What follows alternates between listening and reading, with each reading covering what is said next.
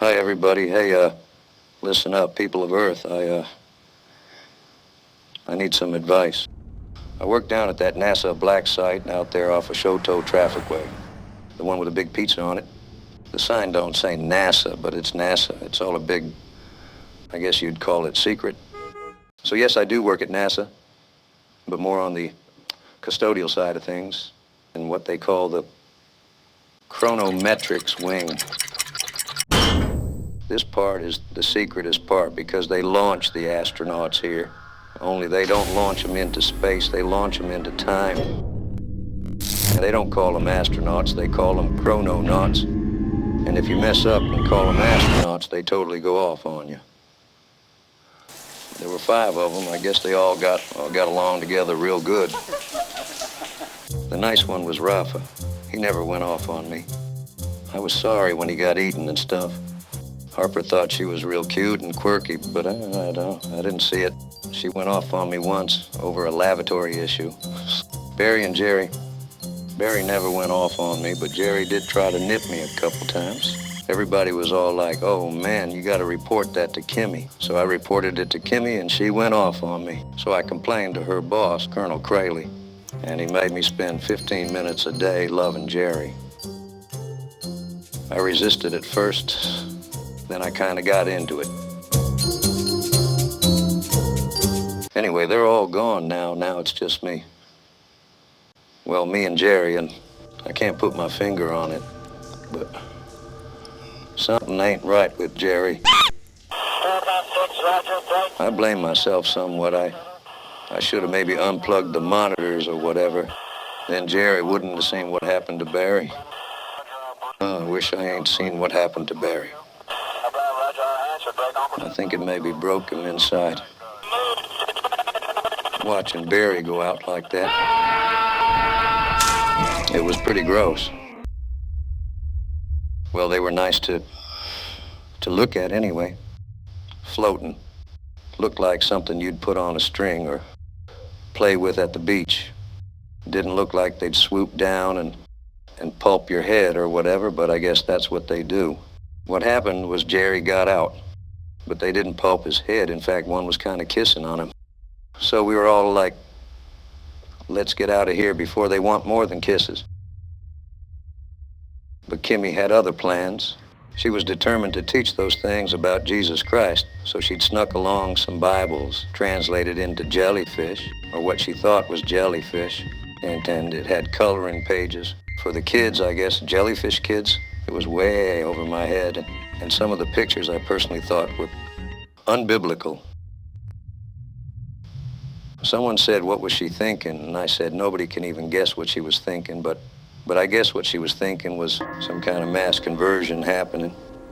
All the jellyfish falling to their knees.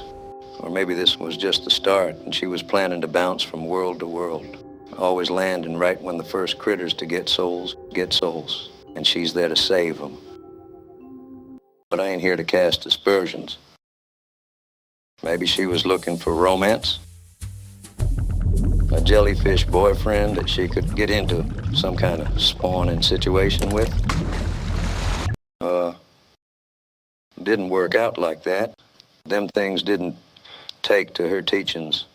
Not at all. Once she got into some of the more hardcore God stuff like, oh, I don't know, heaven, I guess, and praying probably, and Jesus and the angels certainly.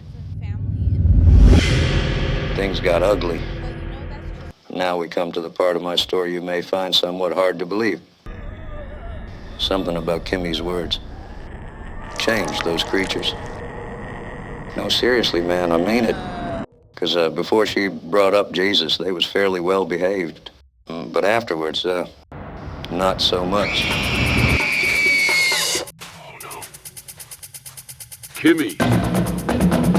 And, okay, now here again, them things weren't making a fuss till Barry said, oh my God, and then it happened again.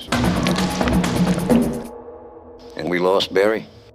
Here's what I deducted from that. 1, them things wasn't reacting to regular words. I mean, everyday words like oh and my. It was God and heaven and angels and Jesus and praying and blessings and that kind of stuff. And Bible words. Number two, it wasn't enough to just say the word God or whatever, them Bible words, no matter how you said them. Jesus fucking Christ. You had to actually believe, you had to believe in God. That's how they got Harper. She believed, and somehow them critters knew she believed. I think they can smell belief on you, like a dog smells fear.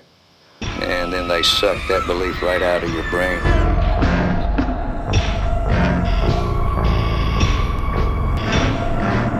That's the situation we got here on this planet, people. In my opinion. Anyway, so I took off to warn Rafa. He wasn't a Jesus guy. He was in one of them foreign religions where you have to bow a lot, so I was hoping that wouldn't count. No, it counted. This was a shock. I like Rafa. Like I was saying, he never went off on me. Unlike Colonel Freling, who had locked himself in the pantry. But when I tried to warn him, Mr. Colonel, sir, don't believe in no God, sir, he hung up on me. And that was a problem, see, because I had specifically brought along a box of Zagnut bars, and now they was locked in the pantry with Colonel Freling. I just knew he was going to eat all my Zagnuts, so I got him on the horn to calmly discuss my predicament, but he went off about freedom and liberty instead, and then suddenly he was gone. Gone. But he never once mentioned God or religion or them Bible words. So much for my hypothesis. Now I was really confused, and still them goddamn things keep pouring in. Look at them all. So now they're hungry for faith.